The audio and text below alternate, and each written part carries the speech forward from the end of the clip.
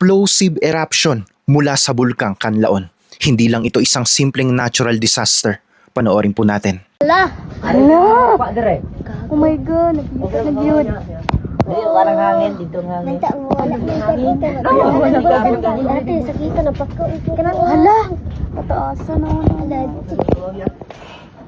My God, Lord.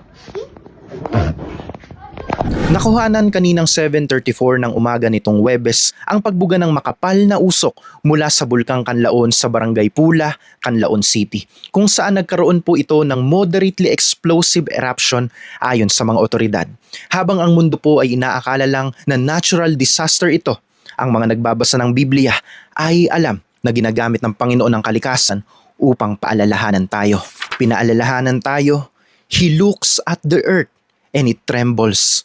He touches the mountains and they smoke. Madaling sabihin po ng mga hindi mananampalataya na ito ay pangkaraniwang takbo lang ng mundo.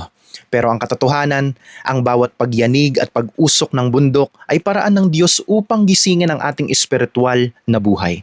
God uses creation to capture our attention and lead us back to His presence. Hindi ito ginawa para tayo ay matakot. Nais ng Panginoon na muli tayong lumapit at magtiwala sa Kanya sa gitna na nagbabagong panahon. Every shaking is a call to draw closer to God. Sa halip po na mangamba, gawin po natin itong paalala na ang ating kaligtasan ay nasa kamay ng ating Panginoon lamang. Mga kapatid, maaaring yumayanig ang mga bundok, pero ang pagmamahal at pangako ng Diyos ay hindi kailanman magbabago. Amen.